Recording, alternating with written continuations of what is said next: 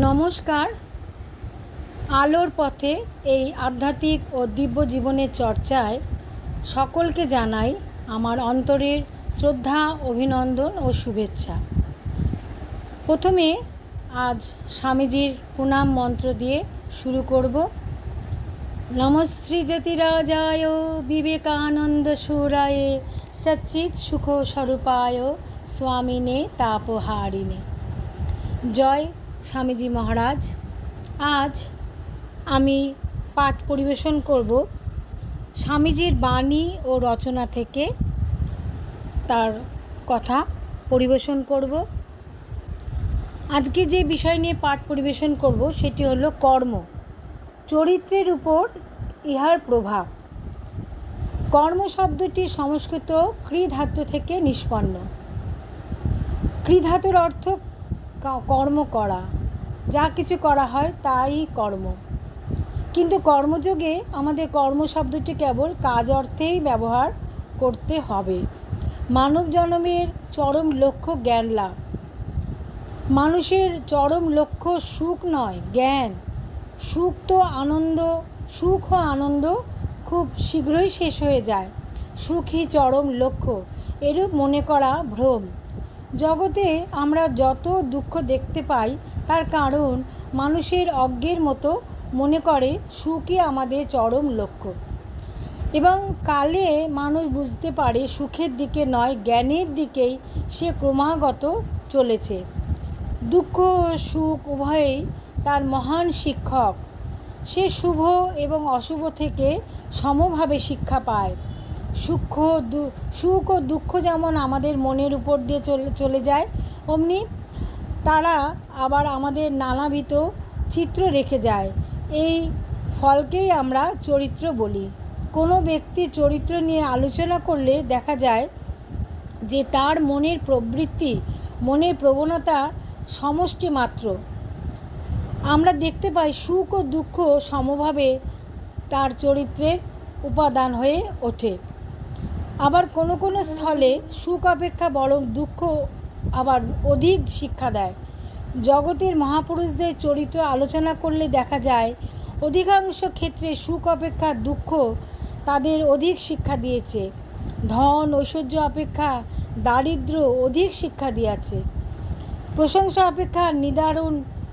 প্রশংসা থেকে নিন্দারূপ আঘাতই তাদের অন্তরের অগ্নি প্রজ্বলিত করিতে বেশি সহযোগিতা করেছে। স্বামীজির এই বাণী ও রচনা থেকে পাঠ করলে আমরা মানুষের চরিত্র সম্পর্কে আমরা ধারণা করতে পারব, এবং সেই চরিত্র আসে মানুষের জীবনের কর্মের উপরে, এবং সেই কর্মটি সে কীভাবে করছে, সুখ দিয়ে সে নিজের কর্মকে পরিবেষ্টিত করছে, এবং যখন সে সুখ সেবা করছে, সুখ সে পাচ্ছে, তখন তার চরিত্রের অবস্থা কী, তার মানসিক লক্ষণ কী, তার মানসিকতা কেমনভাবে তার ওঠানামা করছে। আবার জীবনে দুঃখ এলে তার জীবনটি কেমনভাবে সে সহ্য দিয়ে, ধৈর্য দিয়ে, ধীরতা দিয়ে, স্থিরতা দিয়ে সেই দুঃখের অবস্থাকে সে মেনে নিতে পারছে, সেটি স্বামীজি এখানে বলছেন। স্বামীজি বলছেন এই জ্ঞান মানুষের অন্তর্নিহিত। কোনো জ্ঞানই বাইরে থেকে আসে না, সবই আমাদের ভেতরেই আছে।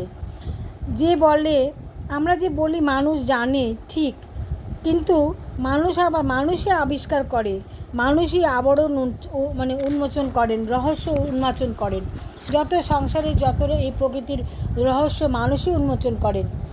এই সবই কর্ম থেকেই নিয়ন্ত্রিত হয়। উপার্জন না করলে কেউ কিছু পেতে পারে না, এটি সনাতন নিয়ম।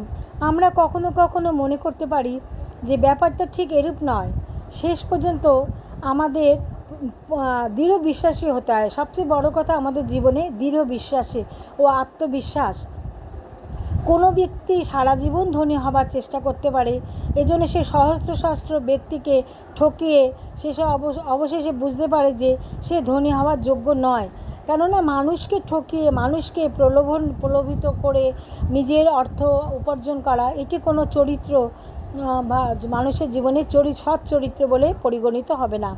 স্বামীজি বলছেন আমরা আমাদের শারীরিক ভোগের জন্য অনেক কিছু সংগ্রহ করতে পারি, কিন্তু আমরা নিজ কর্মের দ্বারা যে যা উপার্জন করি তাতেই আমাদের প্রকৃত অধিকার। এটি স্বামীজি বলছেন। নির্বোধ জগতের সকল পুস্তক ক্রয় করে